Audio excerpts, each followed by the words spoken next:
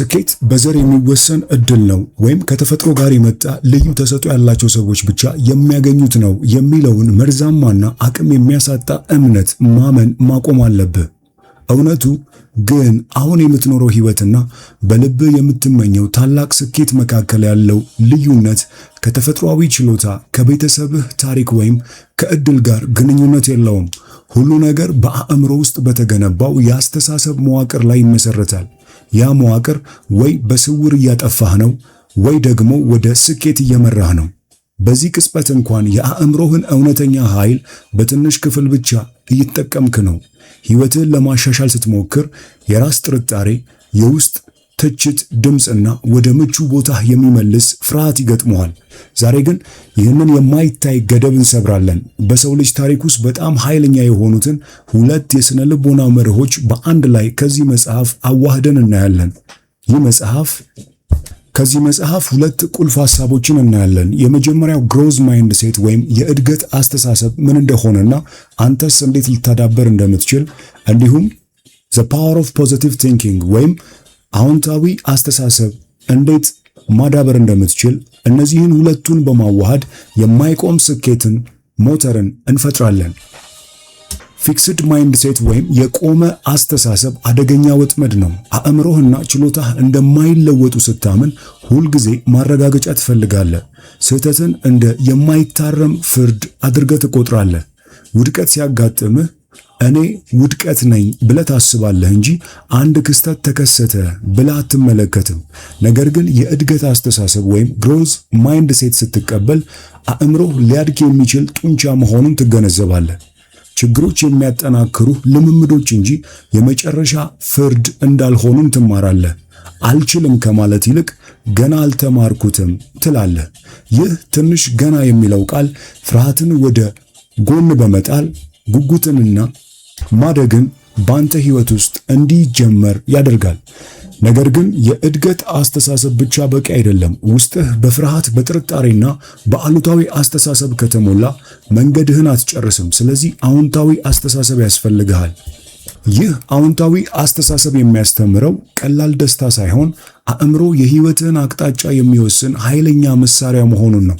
ወደ ግብህ በጥርጣሬ ከቀረብክ ራስህን ለውድቀት ታዘጋጃለህ። ነገር ግን በእምነትና በግልጽ ራዕይ ከተንቀሳቀስክ አእምሮ እድሎችን፣ መፍትሄዎችንና አዳዲስ ግንኙነቶችን ማየት ይጀምራል። እነዚህን ሁለት መርሆች በአንድ ላይ ስታዋህድ በቀላሉ የማይሸነፍ ሰው ትሆናለህ። ችግር ሲመጣ እንደ እድገት እድል አድርገህ ታየዋለህ እና በውስጥ ያለው አዎንታዊ እምነት በመጨረሻ ድል እንደምታገኝ ያረጋግጥልሃል።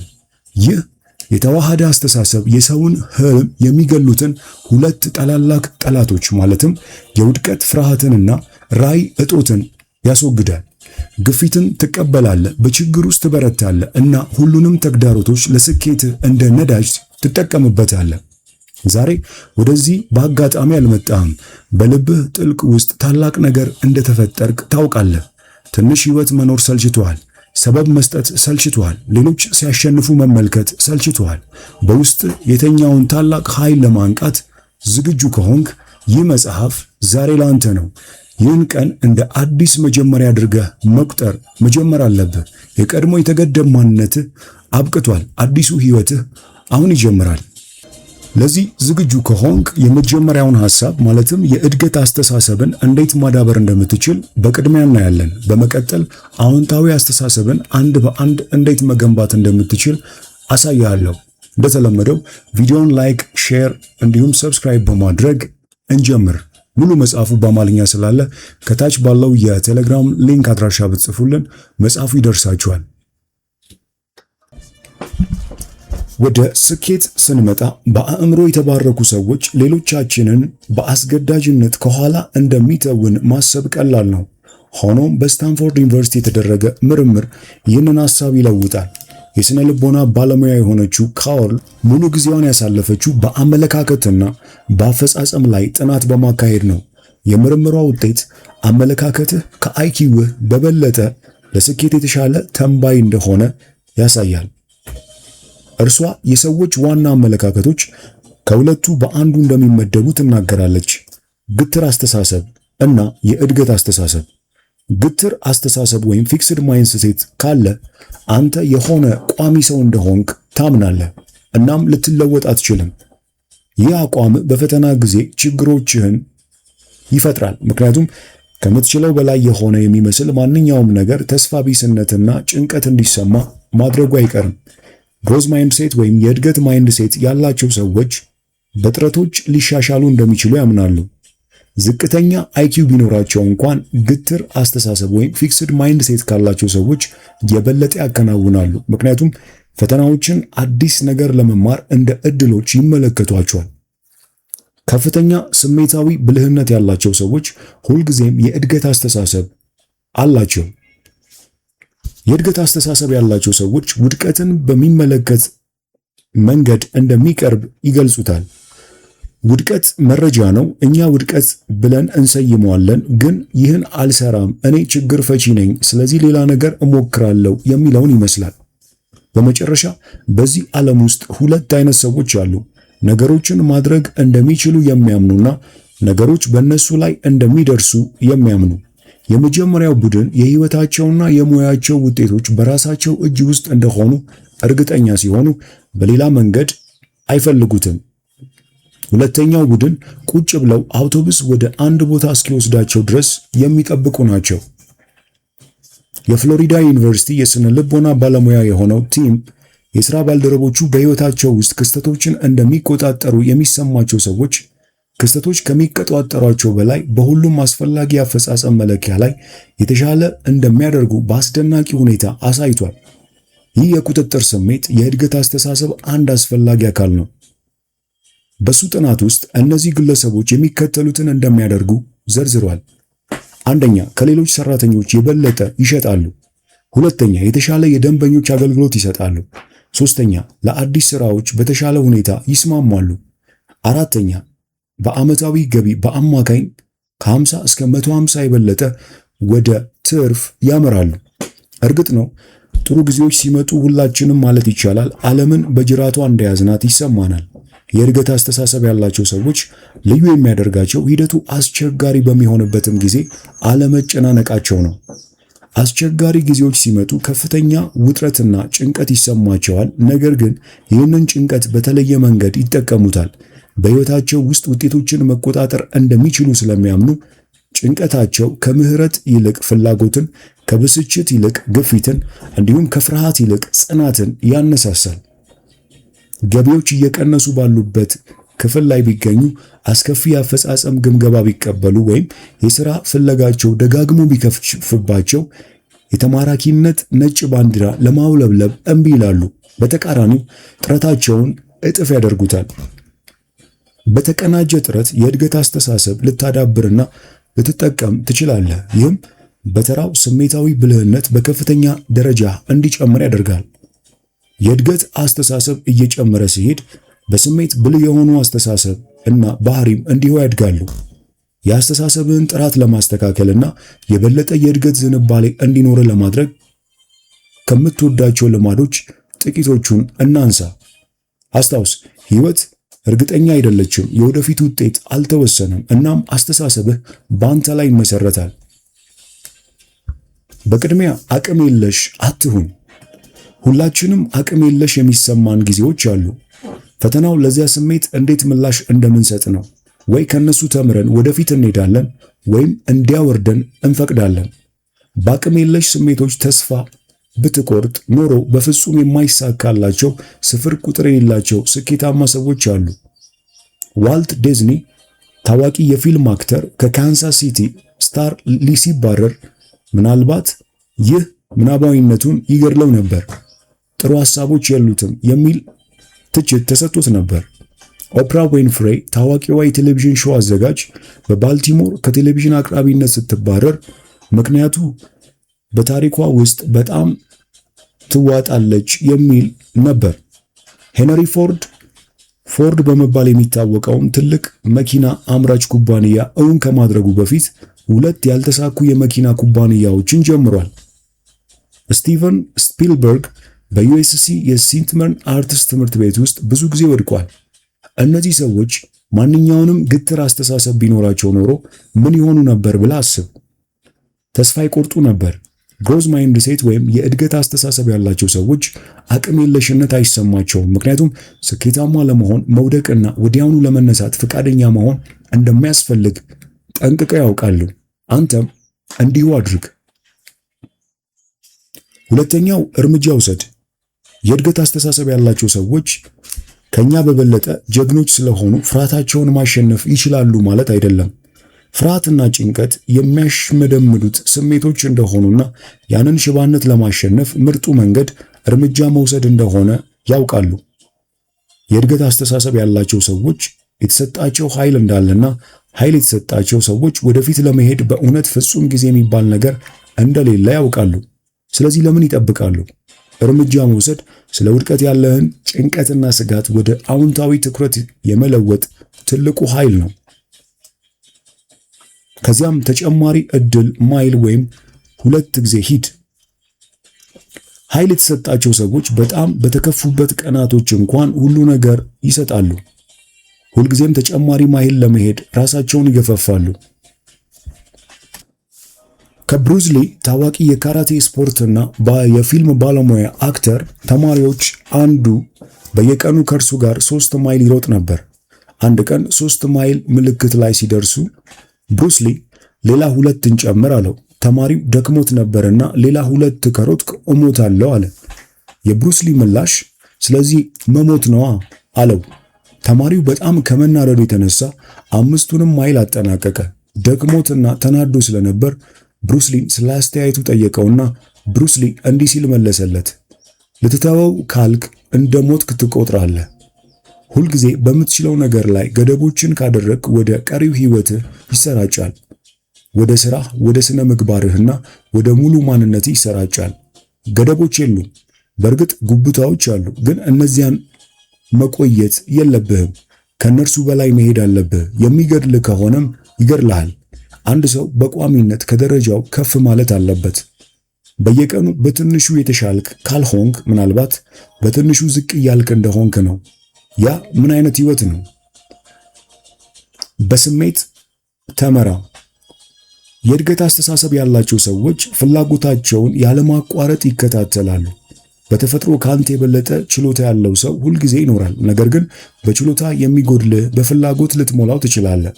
የእድገት አስተሳሰብ ያላቸው ሰዎች ፍላጎቶቻቸው እጅግ በጣም ጥሩ መሆንን ያለማቋረጥ እንዲከታተሉ ይገፋፋቸዋል። እውነተኛ ፍላጎቶችን ለማግኘት ዋረን በፌት 5-25 ቴክኒክ ብሎ የሚጠራውን እንድትጠቀም ይመክራል። በጣም የምትጨነቅባቸውን 25 ነገሮች ጻፍ። ከዚያም በላይ ያሉትን 20ዎቹን ሰርዝ። የቀሩት 5ቱ እውነተኛ ፍላጎቶች ናቸው። ሌላው ሁሉ የሚከፋፈል ነው። ተለዋዋጭ ሁን። ሁሉም ሰው ያልተጠበቁ ችግሮች ያጋጥመዋል። የእድገት ዝንባሌ ያለው አስተሳሰብ ያላቸው ሰዎች ችግርን ወደ ኋላ እንደሚይዛቸው ነገር ሳይሆን ለመሻሻል እንደ መንገድ ይቀበሉታል። ያልተጠበቀ ሁኔታ ሲፈታተናቸው ውጤቶችን እስኪያገኙ ድረስ ይታገላሉ። ነገሮች በፈለግነው መንገድ ባልሄዱ ጊዜ አታማር። ማማረር የግትር አስተሳሰብ ወይም ፊክስድ ማይንድ ሴት ግልጽ ምልክት ነው። ግሮዝ ማይንድ ሴት የእድገት አስተሳሰብ በሁሉም ነገር ውስጥ እድሎችን ይፈልጋል። ስለዚህ ለሰበብና ለማጉረምረም ለቅሬታዎች ቦታ የለውም። ግልጽና ቀላል ነው። ለውጥን ጠብቅና ተዘጋጅ። ሰዎች ይለወጣሉ፣ ንግዶች ይጨምራሉ፣ ብሎም ይንቀሳቀሳሉ። በአንድ ጥናት ውስጥ የእድገት ዝንባሌ ያላቸው ሰዎች እንኳን ያንን መቆጣጠር አይችሉም። ራሳቸውን ከሥራ ውጭ ሆነው ነው ያገኙት። ኩባንያዎቻቸው በአስቸጋሪ ጊዜያት ወድቀዋል። ልዩነቱ ለውጦችን ሙሉ በሙሉ መቋቋምና አዎንታዊ ነገር ማድረግ እንደሚችሉ ማመን ነው። በሌላ አነጋገር ለለውጥ በአእምሮ ዝግጁ ናቸው። አንተም ያንን ልትሆን ትችላለህ። ለውጥን በተፈጥሮ የማትጠብቅ ከሆነ ሊከሰቱ ይችላሉ ብለህ የምታስባቸው አስፈላጊ ለውጦች ዝርዝር ለመፍጠር አንዳንድ ጊዜ መስጠት አለብህ።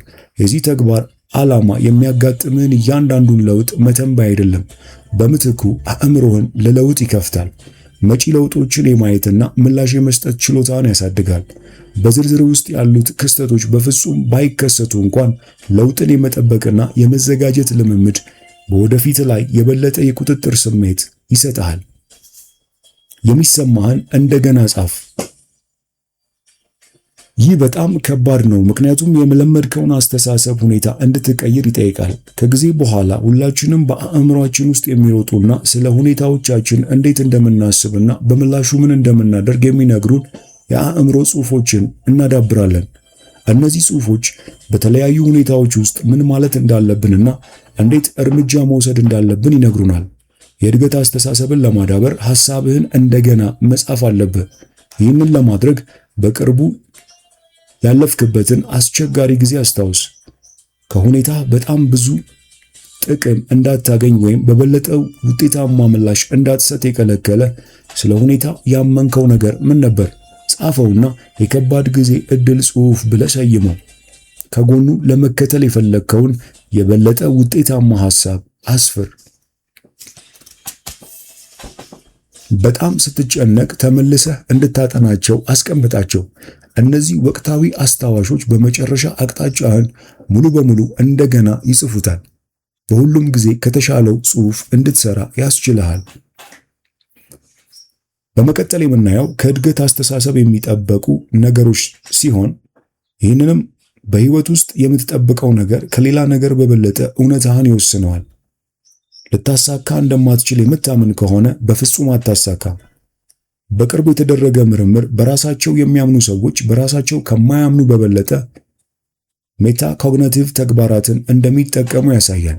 ይህ አእምሯቸውን መጠቀምና ችግሮችን ለመፍታት የበለጠ ኃይል እንዳላቸው ያሳያል ማለት ነው።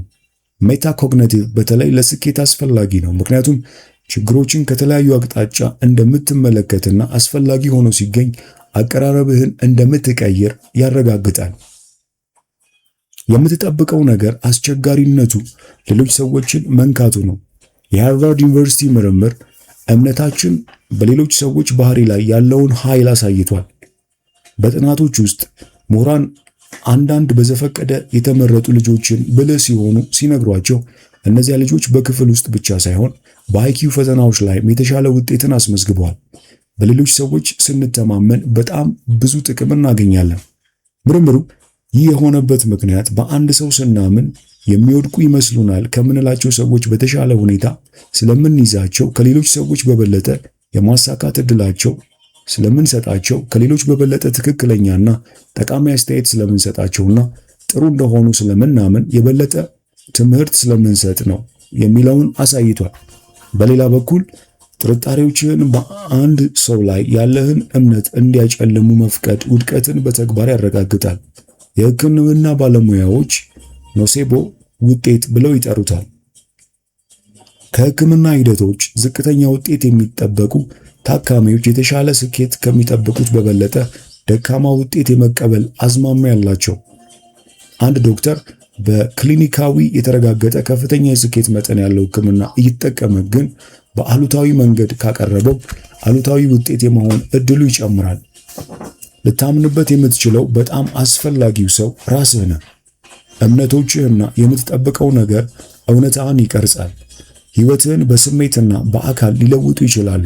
ሆኖም የእድገት አስተሳሰብ ለመጠበቅና ስሜታዊ ብልህነትን ለመጨመር እጅግ በጣም ወሳኝ ነው። የሚጠበቁ ነገሮችን በተመለከተ በጣም መጠንቀቅ አለብን፣ ምክንያቱም የተሳሳቱትን ሕይወትን አስቸጋሪ ያደርጉታል። በተለይ ከሚከተሉት የሚጠበቁ ነገሮች ተጠንቀቅ፣ ምክንያቱም ሰዎችን ለችግር ያጋልጣሉ፣ ከእድገት አስተሳሰብ ጋርም ይቃረናሉ። ሕይወት ፍትሃዊ መሆን አለበት። ሕይወት ፍትሃዊ አይደለም የሚለው ከልጅነት ጀምሮ ወደ አእምሯችን ገብቷል። ሕይወት ፍትሃዊ እንዳልሆነ 1 ሚሊዮን ጊዜ ተነግሮናል። ምናልባትም እኛም ለሌሎች ሰዎች ነግረናል። ነገር ግን በተግባር ሙሉ በሙሉ አይሰምርም። በድብቅ ሕይወት ፍትሃዊ እንዲሆን እንጠብቃለን። ለሚገጥመን ማንኛውም ኢፍትሃዊነት ምንም ባናደርግ እንኳን በሆነ መንገድ እንደሚመጣጠን እናምናለን። በዚህ አስተሳሰብ ውስጥ ከተጣበቅ እሱን ለማለፍ ጊዜው አሁን ነው። የብስጭት የጭንቀትና የአመለካከት አስተሳሰብ ነው። አሉታዊ ነገሮች እንዳይከሰቱ የምናስቆምበት ውስን ችሎታ እንዳለን እውነት ቢሆንም ምላሻችንን ለመምረጥ ሁሌም ነፃ ነን። አንድ ፍትሃዊ ያልሆነ ነገር ሲከሰት ተመልሰህ በእግር ለመቆም በውጫዊ ኃይሎች አትመካ። አንዳንድ ጊዜ ምንም አይነት መጽናኛ አይኖርም። እንዲኖር መጠበቅህ ቶሎ ባቆምክ ቁጥር በእውነት ለውጥ የሚያመጡ እርምጃዎችን በቶሎ ልትወስድ ትችላለህ። የማትቆጣጠራቸው በሚመስሉ ሁኔታዎች ላይ ልታደርገው የምትችለው የቁጥጥር መጠን በማየት ለራስህ ትገረማለህ። እድሎች በመንገዴ ላይ ይመጣሉ። አንድ ሰው ሊያደርገው ከሚችለው በጣም አስፈላጊ ነገሮች አንዱ አንገቱን ማውጣትና እድሎችን መፈለግ ነው። ጭማሪ የእድገት ደረጃ ወይም የኩባንያ መኪና ስለሚገባህ ብቻ ይሆናል ማለት አይደለም። እንዲሆን ማድረግ አለብህ። ጠንክረህ ስራና ከዚያም ያንተ የሆነውን ለመውሰድ ሂድ። በተሰጠ ነገር ራስን ከገደብክ በሌሎች ሰዎች እጅ ላይ ነህ። እርምጃ ስትወስድ ምን እርምጃዎችን መውሰድ አለብኝ? ምን እንቅፋቶችን በመንገድ ያሉ እነሱን ለማስወገድ ምን ማድረግ አለብኝ? እና ከግቦቼ የሚያርቁኝ ምን ስህተቶች እየሰራው ነው ብለህ አስብ። ሁሉም ሰው መውደድ አለበት። ሰዎች የሚያስጨንቁ ነገሮች አሉባቸው። ይህ ማለት ሁሉም አይነት ጨዋ፣ ደግ፣ የተከበሩ ሰዎች ምንም ጥሩ ምክንያት ሳይኖር በአንዳንድ ሰዎች ላይወደዱ ይችላሉ ማለት ነው። ሁሉም ሰው መውደድ አለበት ብለህ ስታስብ ይጎዳሃል። ሁሉንም ማሸነፍ አትችልም። ሰዎች ይወዱኛል ብለህ ስታስብ አቋራጮችን ትጠቀማለህ። ሌላው ሰው ምን እንደሚያስብና ምን እንደሚሰማው በእውነት ለመረዳት መሰረቱን ከመጣል በፊት ጥያቄዎችንና ፍላጎቶችን ማቅረብ ትጀምራለህ። ሰዎች ይወዱኛል ብለህ ከመጠበቅ ይልቅ መተማመናቸውና አክብሮታቸውን በማግኘት ላይ አተኮር። ሰዎች መስማማት አለባቸው። ይህም አስቸጋሪ ሊሆን ይችላል። ስለምትናገረው ነገር ታውቃለህና በዚያ ምክንያት ሰዎች በቁም ነገር ሊወስዱ ይገባል። ነገር ግን ሰዎች ከመልካምነት ሐሳቦች በጣም ጥሩ ስለሆኑ እንዲስማሙ መጠበቅ ሌላ ታሪክ ነው። ለአንተ ግልጽ የሆነው የተለያዩ ልምዶችና የተለያዩ አጀንዳዎች ላለው ሰው ግልጽ ላይሆን ይችላል። ስለዚህ ሰዎች ሲቃወሙ አትከፋ። ደግሞም አንድ ትክክለኛ መልስ ያንተ ብቻ እንዳይደለ አትገምት። በምትኩ ለሁሉም ሰው የሚያስፈልገውን የሚሰጥ መፍትሄ እንዴት ማግኘት እንደምትችል በሚለው ላይ አተኩር። ሰዎች ለመናገር የሚሞክረውን ያውቁታል። ሰዎች አእምሮን ማንበብ አይችሉም። ለመናገር የምትሞክረውን የሚገምቱ ብዙ ሰዎች የሉም። በምትናገረው ብቻ ሰዎች እንደሚረዱ መጠበቅ አትችልም። በሚገባህ ግልጽ መሆን አለብህ። ለአንድ ሰው ከአንድ ትልቅ ፕሮጀክት በስተጀርባ ያለውን ውስብስብ ጽንሰ ሐሳብ ስትገልጽለት አስፈላጊ ነው ብለህ ስለማታስብ አግባብነት ያለው መረጃ መተው ቀላል ጉዳት አይኖረውም። ግንኙነት ግልጽ ካልሆነ ምንም ትርጉም አይኖረውም። የሌላውን ሰው አመለካከት ለመረዳት ጊዜ እስካልወሰድክ ድረስ ግንኙነትህ ግልጽ አይሆንም። እወድቃለሁ። ለመውደቅ ከጠበቅ የምትጨነቅበት ውጤት የመፍጠር እድል ከፍተኛ ነው። ከወደቅ በእርግጥም አንዳንዴ ትወድቃለህ። አንዳንድ ጊዜ መውደቅ ያለ ነው ብለህ ተቀበል። ነገር ግን ጥረትህን ከቀጠልክ በዚያ ጥረት ውስጥ ልታሳካ እንደሆነ በሙሉ ማመን አለብህ። ያለበለዚያ ስኬቱ እውን የሚሆንበት እድል ትገድበዋለህ። እነሱን መለወጥ እችላለሁ። በዚህ ዓለም ውስጥ በእውነት ልትለውጠው የምትችለው አንድ ሰው ብቻ ነው። እሱም ራስህን ነው። ያንን ማድረግ እንኳን እጅግ በጣም ብዙ ጥረት ይፈልጋል። ሰዎች የሚለውጡት ሲፈልጉና ራሳቸውን የመለወጥ ችሎታ ሲኖራቸው ብቻ ነው። መቀየር የማይፈልግ ሰው ለመቀየር መሞከር ፈታኝ ነው። እነሱን ማስተካከል እንደምትችል ተስፋ አድርገህ ችግር ያለባቸውን ሰዎች በንቃት ልትመር ትችላለህ። ይህ የተሳሳተ ነገር መጠበቅ ተው። በመቀጠል የምናየው ከስህተቶች መማር ይሆናል። ሁሉም ሰው ስህተቶችን ይሰራል። ይህ የታወቀ ነው። ነገር ግን ሁሉም ሰው ከስህተቶቹ አይማርም። አንዳንድ ሰዎች ተመሳሳይ ስህተቶችን ይደጋግማሉ። ምንም እውነተኛ እድገት ማድረግ አይቻላቸውም፣ ግን ደግሞ ለምን እንደሆነ ማወቅ አይችሉም።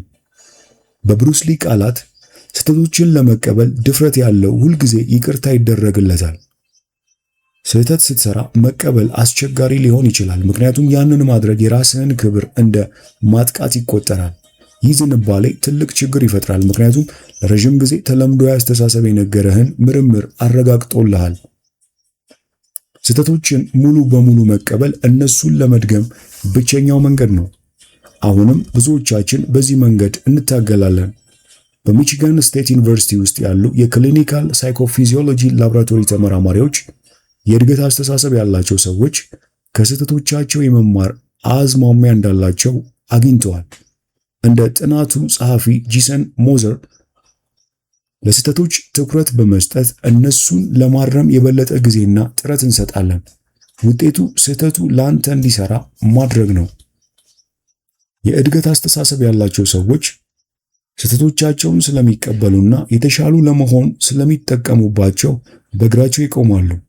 ፊክስድ ማይንድ ሴት ወይም ግትር አስተሳሰብ ያላቸው ሰዎች ግን ስህተቶቻቸውን ለመድገም ይገደዳሉ፣ ምክንያቱም ስህተቶቻቸውን ችላ ለማለት የሚችሉትን ሁሉ ይሞክራሉ። የእድገት ዝንባሌ ያላቸው ሰዎች በፍጹም ስህተቶችን ከመስራት የተጠበቁ አይደሉም፣ ነገር ግን ከስህተቶቻቸው ለመማር የሚያገለግሉ መሳሪያዎች አሏቸው። በሌላ አነጋገር የስህተቶቻቸውን ስሮች በፍጥነት ስለሚያውቁ ተመሳሳይ ስህተት ሁለት ጊዜ አይሰሩም። አንዳንድ ስህተቶች በጣም ፈታኝ ስለሆኑ ሁላችንም በአንድ ወቅት እንሰራቸዋለን። እነሆ ሁላችንም ማለት በሚቻል መልኩ የምንሰራቸው 11 ስህተቶች አሉ። በመቀጠል የምናየው እነዚህን ይሆናል። አንደኛ፣ በጣም ጥሩ ወይም እውነት በሚመስለን በሆነ ሰው ወይም የሆነ ነገር ማመን። አንዳንድ ሰዎች በጣም ማራኪና በራስ የመተማመን ስሜት ስላላቸው የሚናገሩትን ማንኛውንም ነገር መከተል ፈታኝ ሊሆን ይችላል። ንግዶቻቸው ምን ያህል ስኬታማ እንደሆኑ፣ ምን ያህል ተወዳጅ እንደሆኑ፣ ማንን እንደሚያውቁና ስንት ዕድሎችን እንደሚሰጡ ያለማቋረጥ ይናገራሉ። ምንም እንኳን አንዳንድ ሰዎች በእውነት ስኬታማ መሆናቸውና በእውነት ሊረዱ መፈለጋቸው እውነት ቢሆንም የእድገት ዝንባሌ ያላቸው ሰዎች ስለ አንድ ሰው ሁለት ጊዜ ማሰብ ከመጀመራቸው በፊት አንድ ጊዜ ብቻ መታለል ያስፈልጋቸዋል። የዋህነትና የተገቢ ትጋት እጦት ውጤቶች አስከፊ ሊሆኑ ይችላሉ። የእድገት ዝንባሌ ያላቸው ሰዎች ከመግባታቸው በፊት ከባድ ጥያቄዎችን ይጠይቃሉ፣ ምክንያቱም እነሱንም ጨምሮ ማንም እንደሚመስለው ጥሩ እንዳልሆነ ይገነዘባሉ።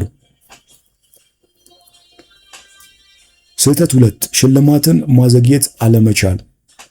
መጽሐፎችን በወጡበት ቅጽበት በምናገኝበት፣ ዜና በስፋትና በረቀቀ ሁኔታ በሚጓዝበትና ምንም አይነት ነገር በአንድ ቀን በፍጥነት በደጃችን ላይ ሊታይ በሚችልበት ዓለም ውስጥ እንኖራለን።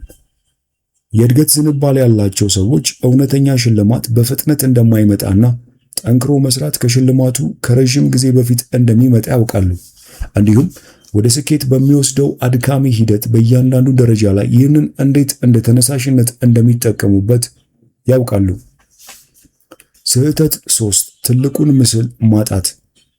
በፊትህ ባለው ነገር ላይ በጣም ጠንክሮ በመስራት ትልቁ ምስል እስኪጠፋብህ ድረስ ራስህን ዝቅ ማድረግ ቀላል ነው። ሆኖም የእድገት ዝንባሌ ያላቸው ሰዎች በጥንቃቄ ከተሰላ ግብ ጋር የዕለት ተዕለት ቅድሚያ የሚሰጣቸው ነገሮች በመመዘን ይህንን ዝንባሌ እንዴት መቆጣጠር እንዳለባቸው ይማራሉ። ስለ ትናንሽ ስራዎች አይጨነቁም ማለት አይደለም። አቅጣጫቸውን እንደ አስፈላጊነቱ የማስተካከል ግልጽ እና አመለካከት አላቸው። ህይወት ስለ ትልቁ ምስል ነው። እሱን ስታጣ ሁሉ ነገር ይመሰቃቀላል። ስህተት 4 ራስህን በመርዛማ ሰዎች መክበብ። የእድገት ዝንባሌ ወይም ግሮዝ ማይንድ ሴት ያላቸው ሰዎች በቀላል ጽንሰ ሐሳብ ያምናሉ። ማንነትህ የምታገኛቸውን ሰዎች ይመስላል። በቅርብ ጊዜ ታሪክ ውስጥ በጣም ስኬታማ ከሆኑ ኩባንያዎች አንዳንዶቹ በሚያስቀኑ አጋሮች የተመሰረቱ ናቸው። ስቲቭ ጆብስ እና ስቲቭ ዎዝኒያክ ከአፕል በተመሳሳይ ሰፈር ኖረዋል። ቢል ጌትስ እና ፖል አለን ከማይክሮሶፍት በዝግጅት ትምህርት ቤት የተገናኙ ናቸው። እንዲሁም ሰርጌይ ብሪያን እና ሌሪ ፔጅ ከጉግል ስታንፎርድ ውስጥ ነበር የተገናኙት። ይህ ታላላቅ ሰዎች ሙሉ አቅምህን እንድትደርስ እንደሚረዱ፣ መርዛማ ሰዎች ደግሞ ወደ ታች ይጎትቱሃል። መርዛማ ሰዎች መወገድ ያለበትን ውጥረትና ጭንቀት ይፈጥራሉ። በህይወት ውስጥ ባለህበት ቦታ ደስተኛ ካልሆንክ ዙሪያህን ተመልከት። ብዙ ጊዜ የችግሮች ምንጭ ራስህን የከበብክባቸው ሰዎች ናቸው። በመርዛማ ሰዎች ላይ እርዳታ ከፈለግ ይህ መጽሐፍ ላንተ አይደለም። ስህተት 5 የቤት ስራህን አለመስራት። የሁሉም ሰው በአንድ ወቅት አቋራጩን መንገድ መፈለግ ነው። የጓደኛን የፈተና ወረቀት መገልበጥ ወይም ወደ አንድ አስፈላጊ ስብሰባ ሳይዘጋጁ መግባት ሊሆን ይችላል። የእድገት ዝንባሌ ያላቸው ሰዎች አልፎ አልፎ እድለኛ ሊሆኑ ቢችሉም የአቀራረብ ሙሉ አቅማቸውን ከማሳካት እንደሚያግዳቸው ይገነዘባሉ። ጠንክሮ መስራትና ተገቢ ትጋት ምንም ምትክ እንደሌላቸው ይረዳሉ። የቤት ስራቸውን ካልሰሩ ምንም ነገር እንደማይሰሩ ያውቃሉ። የቤት ስራን አለመስራት እድገትህን ለማቆም እርግጠኛው መንገድ ነው። ስህተት 6 ያልሆንከውን ሰው ወይም የሆነ ነገር ለመሆን መሞከር። ሰዎች እንድትሆን የሚፈልጉትን በመሆን ሰዎችን ለማስደሰት መሞከር ፈታኝ ነው። ማንም ሐሰተኛ አይወድምናም ያልሆንከውን ሰው ለመሆን መሞከር በፍጹም ጥሩ ፍጻሜ የለውም። የእድገት ዝንባሌ ያላቸው ሰዎች ለመጀመሪያ ጊዜ ሐሰተኛ ተብለው ሲጠሩ ያንን ይረዱታል። ሌሎች ሞኝ ሰዎች ግን ሁሉም ሰው በድርጊታቸው ውስጥ ማየት እንደሚችሉ አያውቁም። የጎዷቸውን ግንኙነት፣ ያጧቸውን ስራዎች ወይም ያልሆኑትን ሰው ለመሆን በመሞከር ውጤት ያጡባቸውን እድሎች አያስተውሉ። የእድገት ዝንባሌ ያላቸው ሰዎች ግን ደስታና ስኬት እውነተኛን እንደሚጠብቁ ይገነዘባሉ። ስህተት 7 ሁሉም ሰው ለማስደሰት መሞከር። ሁሉም ሰው በአንድ ወቅት ይህንን ስህተት ይሰራል። ነገር ግን የእድገት ዝንባሌ ያላቸው ሰዎች ሁሉንም ሰው ማስደሰት በቀላሉ የማይቻል እንደሆነ በፍጥነት ይገነዘባሉ። ሁሉም ሰው ለማስደሰት መሞከር ማንንም አያስደስትም። ውጤታማ ለመሆን ሁሉም ሰው የሚወደውን ምርጫ ሳይሆን ትክክል እንደሆነ የሚሰማን ምርጫ የማድረግ ድፍረትን ማዳበር አለብህ። ስህተት 8 የተጠቂነት ሚና መጫወት። የዜና ሰለባዎችና የማህበራዊ ሚዲያ ገጾችን የተጠቂነት ሚና በመጫወት የሚቀድሙ በሚመስሉ ሰዎች ታሪኮች የተሞሉ ናቸው። የእድገት ዝንባሌ ያላቸው ሰዎች አንድ ጊዜ ሊሞክሩት ይችላሉ፣ ነገር ግን የማታለል አይነት እንደሆነና ሰዎች ጨዋታ መሆኑን እንዳስተዋሉ ተያያዥ ጥቅሞች እንደሚጠፉ በፍጥነት ይገነዘባሉ። እውነተኛ የእድገት ዝንባሌ ያላቸው ሰዎች ብቻ የሚረዱት የዚህ ስልት ስውር ገጽታ አለ። የተጠቂውን ሚና ለመጫወት ኃይልህን መተው አለብህ። በዚያ መልኩ ደግሞ ዋጋ ያለ ሰው ልትሆን አትችልም። ስህተት 9 ለፍርሃት እጅ መስጠት። ፍርሃት ከምናብ ከሚመጣ ስሜት በላይ ምንም አይደለም። አደጋ ግን እውነተኛ ነው። አውቶቡስ ፊት ለፊት ልትገባ ስትል የሚያጋጥምህ ድንገተኛ የአድሬናሊን ሩጫ ነው። ፍርሃት ምርጫ ነው። የእድገት ዝንባሌ ያላቸው ሰዎች ይህንን ከማንም በተሻለ ያውቃሉ። ስለዚህ ፍርሃትን በራሱ ላይ ያዞሩታል። ፍርሃታቸውን በማሸነፍ በሚያገኙት የደስታ ስሜት የጠመዱ ናቸው። ፍርሃት ስለተሰማቸው ብቻ በህይወት ውስጥ በፍጹም ወደ ኋላ አይገቱም። ሰዎች ብዙ ጊዜ ሊደርስብህ የሚችለው በጣም የከፋ ነገር ምንድን ነው? ይገድልሃልን? ይላሉ። ሆኖም በህይወት እያለ ሊደርስብህ የሚችለው በጣም የከፋው ነገር ሞት አይደለም።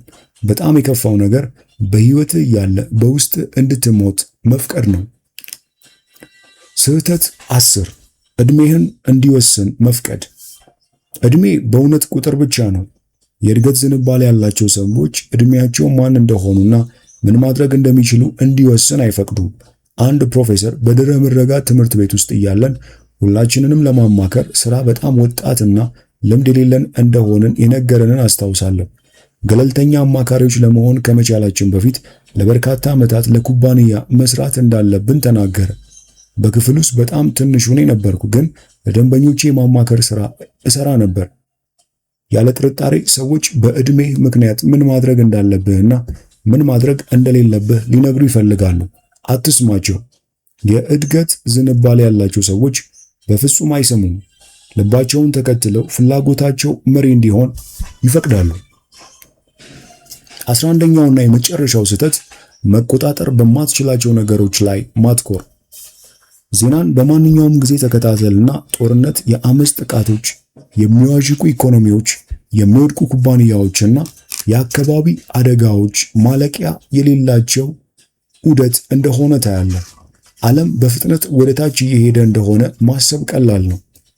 ማን ያውቃል? ምናልባት እየሄደ ይሆናል። ነገር ግን የእድገት ዝንባሌ ያላቸው ሰዎች ስለዚህ አይጨነቁም፣ ምክንያቱም መቆጣጠር በማይችሏቸው ነገሮች አይጠመዱም። በምትኩ ኃይላቸውን ሙሉ በሙሉ በቁጥጥር ስር ባሉ ሁለት ነገሮች ይመራሉ፣ ትኩረትና ጥረት።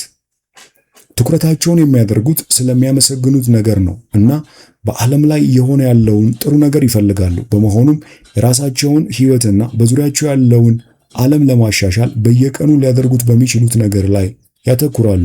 ምክንያቱም ዓለምን የተሻለ ቦታ ለማድረግ የሚያስፈልገው እነዚህ ትናንሽ እርምጃዎች ናቸው።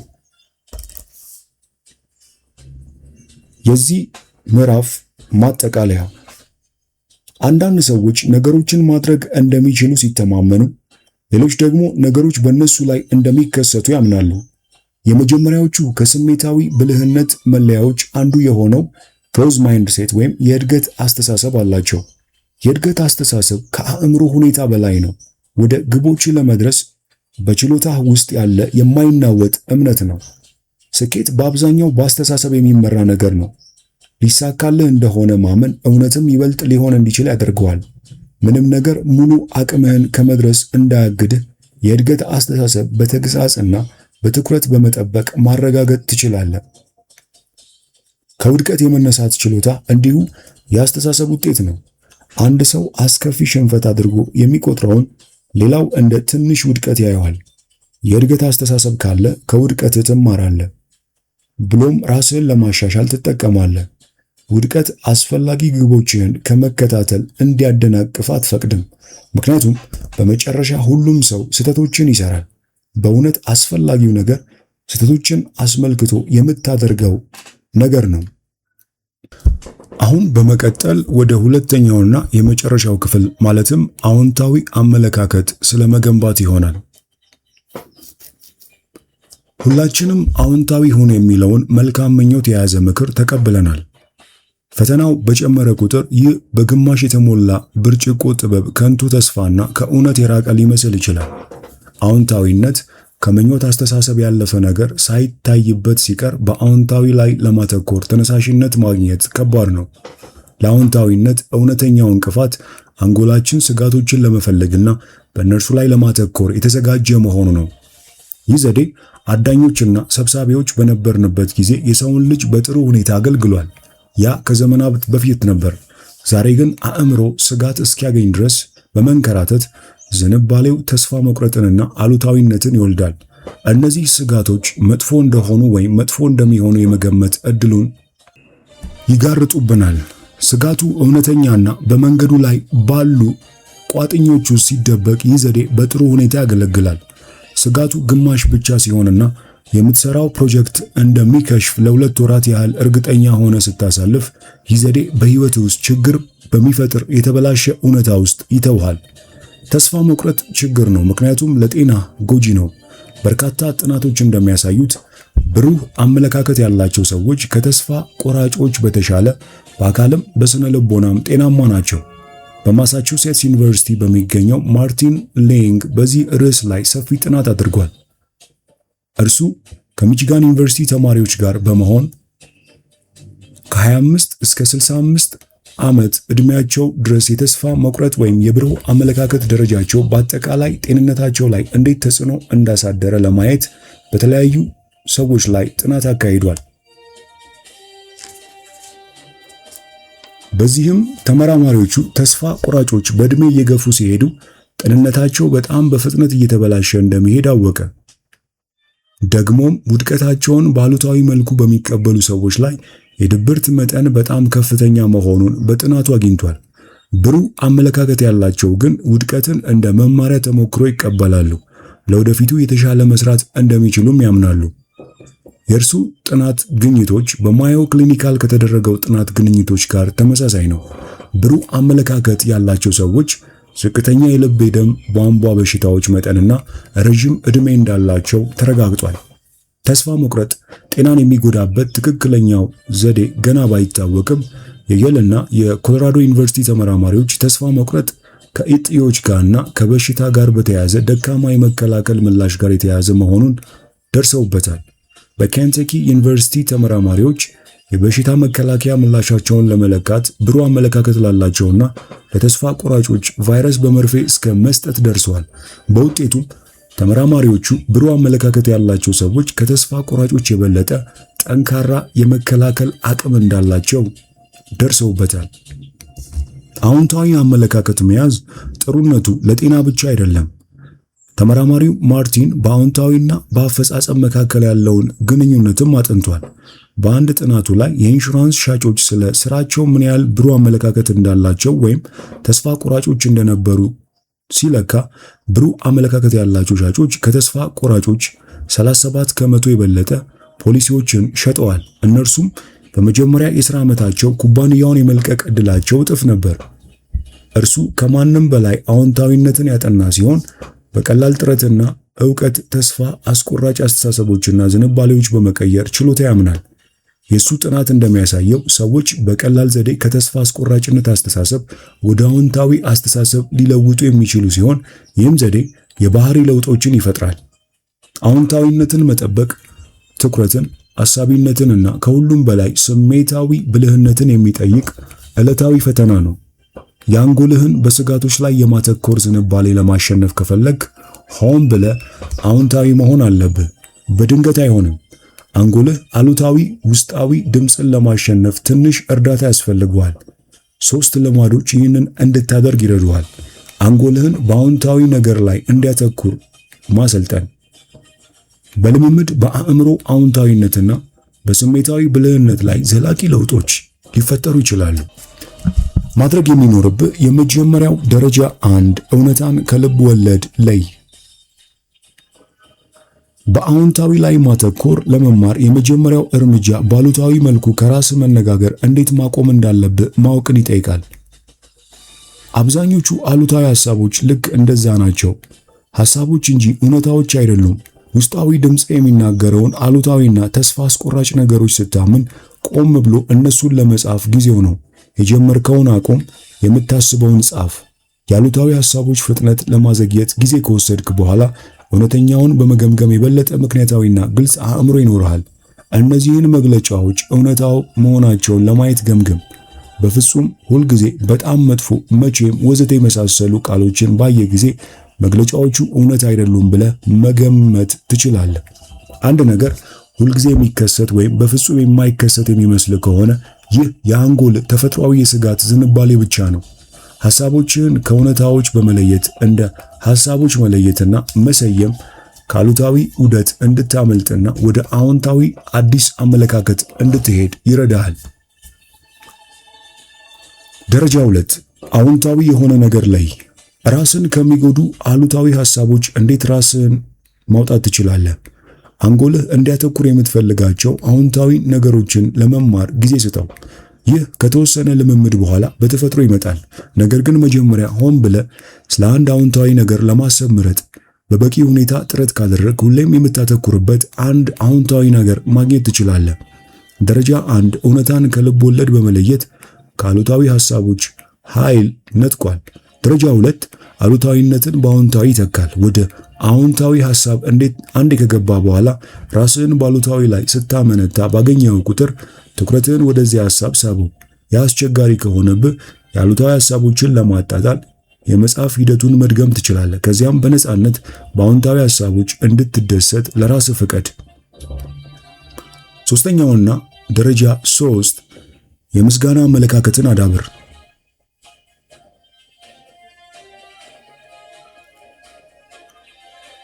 የምታመሰግንበትን ነገር ለማሰላሰል ጊዜ መውሰድ ትክክለኛው ነገር ብቻ አይደለም፣ የጭንቀት ሆርሞን የሆነውን ኮርቲሶል በ23 በመቶ ይቀንሳል። የምታመሰግንበትን ነገር ለማድነቅ ቆም ማለት ስሜትህን፣ የኃይል ደረጃህን ያሻሽላል። በዝቅተኛ ኮርቲሶል ደረጃ ምክንያት በከፍተኛ ሁኔታ ያነሰ ጭንቀት ያስከትላል።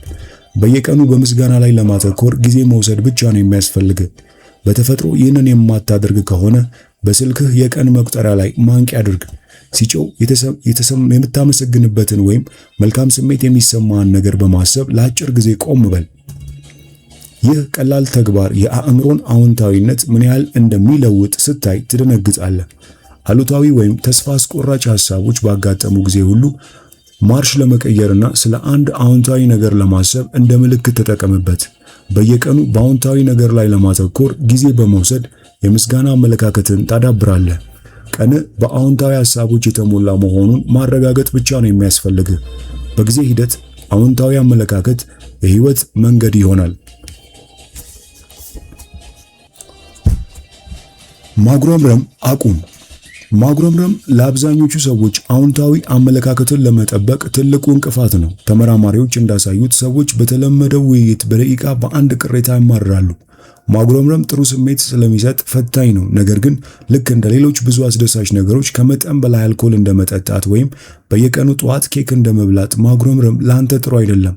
ማጉረምረም የዘወትር ልማድ ይሆናል። ምክንያቱም አንጎል አቋራጭ ስለሚወድ ከሚያስፈልገው በላይ ጠንክሮ መስራት አይወድም። እንደ ማጉረምረም ያለን ባህሪ ስትደጋግም የመረጃ ፍሰትን ለማቅለል ነርቮች እርስ በርስ ይገናኛሉ።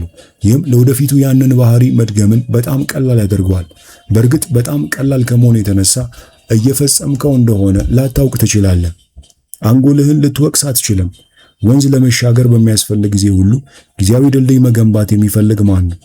ቋሚ ድልድይ መገንባት በጣም ምክንያታዊ ነው። ስለዚህ ነርቮች እርስ በርስ ይቀራረቡና በመካከላቸው ያሉ ግንኙነቶች የበለጠ ቋሚ ይሆናሉ።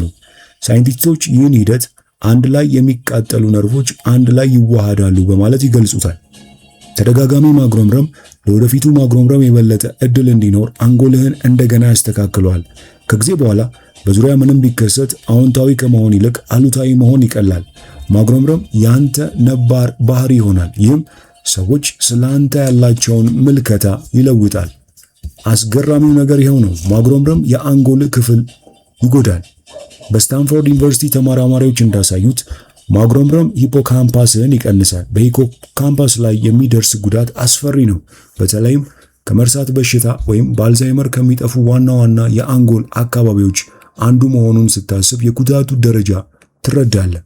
ማጉረምረም ከአንጎል ጉዳት ጋር የተያያዘ ተጽዕኖ አለው ማለት ማጋነን ባይሆንም በዛ አያቆምም። ስታማርር ሰውነትህ የጭንቀት ሆርሞን የሆነውን ኮርቲሶል ይለቃል። ኮርቲሶል ወደ መዋጋት ወይም መሸሽ ሁኔታ ያስገባሃል። እኛ ሰዎች የኮርቲሶል አንድ ውጤት የደም ግፊትህንና የደም ስኳርህን ከፍ ማድረግ ነው። ስለዚህ ለመሸሽ ወይም ራስህን ለመከላከል ዝግጁ ትሆናለህ። በተደጋጋሚ ማጉረምረም የሚለቀቀው ተጨማሪ ኮርቲሶል የመከላከል ስርዓትህን ይጎዳል። ለከፍተኛ ኮርቲሶል፣ ለስኳር በሽታ፣ ለልብ በሽታና ለከፍተኛ ውፍረት የበለጠ ተጋላጭ ያደርግሃል። አንጎልህም ለስትሮክ የበለጠ ተጋላጭ ያደርገዋል። እኛ የሰው ልጆች በተፈጥሮ ማህበራዊ ስንሆን አንጎላችን በተፈጥሮና ሳያውቅ በዙሪያችን ባሉ ሰዎች በተለይም ብዙ ጊዜ ከነርሱ ጋር ከምናሳልፋቸው ሰዎች ስሜት ጋር ይመሳሰላል። ይህ ሂደት ኒውሮናል ማንጸባረቅ ይባላል። ርህራሄ የመሰማት ችሎታ መሰረት ይህ ነው። የዚህ ተቃራኒው ግን ማጉረምረምን ተላላፊ ያደርገዋል። በሁሉም ነገር ላይ ከማያማርሩ ሰዎች ጋር ጊዜ ከማሳለፍ መጠንቀቅ አለብህ።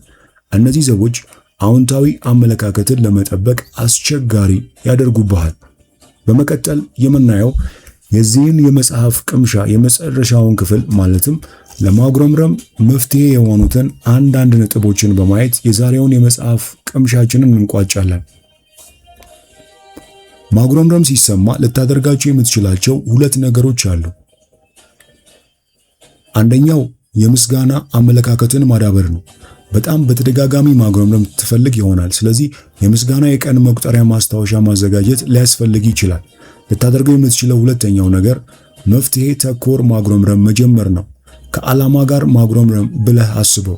መፍትሄ ተኮር ማጉረምረም የሚከተሉትን ማድረግ ነው። ግልጽ ዓላማ ይኑርህ። ከማጉረምረም በፊት የምትፈልገው ውጤት ምን እንደሆነ ወቅ። ዓላማውን መለየት ካልቻልክ ግን ያ ነው መጀመሪያ ላይ መቆም ያለበት። በአዎንታዊ ነገር ጀምር። ቅሬታን በምስጋና መጀመር ከሚጠበቀው ተቃራኒ ሊመስል ይችላል። ነገር ግን በአዎንታዊ መጀመር ሌላኛው ሰው መካከል እንዳይጀምር ይረዳል። ለምሳሌ ስለ ደካማ የደንበኞች አገልግሎት ቅሬታ ከመስጠት በፊት ለረጅም ጊዜ ደንበኛ ነበርኩናም ሁሌም በአገልግሎታችሁ ደስተኛ ነኝ የሚል ነገር ልትል ትችላለህ። ቅሬታው ስለ ራስህ ህይወት ወይም ሁኔታ ከሆነ ስለ ሁኔታው አንድ አዎንታዊ ነገር መለየት ይበልጥ ወሳኝ ነው። ውስን ሁን። ስታማርር ባለፉት 20 ዓመታት ውስጥ ያጋጠመን እያንዳንዱን ትንሽ ብስጭት ወይም የተበሳጨባቸውን እያንዳንዱን ትንሽ ገጽታ የምትዘረዝርበት ጥሩ ጊዜ አይደለም። በጉዳዩ ዋና ነገር ላይ አተኩር። በዚህ መንገድ ቅሬታን አላስፈላጊ በሆነ መንገድ አታጠፋም። በአዎንታዊ ነገር ጨርስ። ቅሬታህን ዳግመኛ እዚህ አልገዛም ብለህ ከጨረስክ የሚያዳምጥ ሰው በቅሬታ ላይ እርምጃ ለመውሰድ አይነሳሳም። ቅሬታን ሌላ ቅናሽ ለማግኘት አልሞክርም ብለህ ከጨረስክ የወደፊት ተነሳሽነትህ የምታጣው አንተ ነህ። በሁለቱም ሁኔታዎች ዝም ብለህ እየተነፈስክ ነው፣ ወይም ከማጉረምረም ውጭ ዓላማ የሌለው ማጉረምረም ነው። በምትኩ ዓላማህን እንዲሁም የተፈለገው ውጤት ሊያሳካ እንደሚችል የሚለውን ተስፋህን በድጋሚ ግልጽ አድርግ። እዚህ መግዛት ስለምወድ ይህ እንዲስተካከል እፈልጋለሁ በል። የአዎንታዊ አስተሳሰብ ክፍል ማጠቃለያ። በህይወት ውስጥ እንዳሉ ብዙ ፈታኝ ነገሮች ማጉረምረም ላንተ ጎጂ ነው። የአእምሮ ወደ አሉታዊ ሐሳቦች የመንከራተት ተፈጥሯዊ ዝንባሌ ከግምት ውስጥ ሲገባ ሁላችንም አዎንታዊ ለመሆን ትንሽ እርዳታ መጠቀም ያስፈልገናል። አዎንታዊ አመለካከትን ማዳበርና መጠበቅ ብዙ ስሜታዊ ብልህነትን ይጠይቃል። እነዚህ ምክሮች በጣም መሰረታዊ ሊመስሉ ይችላሉ፣ ነገር ግን አንጎልህን አዎንታዊ ትኩረት እንዲኖረው ስለሚያሰለጥኑ እጅግ በጣም ትልቅ ኃይል አላቸው። ራስህን እንድትጠቀምባቸው ካስገደድክ የድሮም ልማዶችን መስበር ትችላለህ። በአዎንታዊ አስተሳሰብ ከሚመጡት አሉታዊ አእምሯዊና የአፈጻጸም ጥቅሞች ታተርፋለህ። ዛሬ ከዚህ መጽሐፍ 2 ቁልፍ ነጥቦችን አይተናል። ይህ መጽሐፍ ሙሉ በአማርኛ ስላለ ከታች ባለው የቴሌግራም ሊንክ ብትጽፉልን መጽሐፉን ወደ እናንተ የመለክ ይሆናል። ይህንን አስደናቂ ቻናል ላይክ፣ ሰብስክራይብ፣ ሼር በማድረግ እንድትቀላቀሉን ጋብዛችኋለሁ። በሚቀጥለው ጊዜ እንዲና መሰል ህይወት ለዋጭ መጽሐፎችን ወደ እናንተ ይዘን እስክንመጣ ቸርን ሰንብት።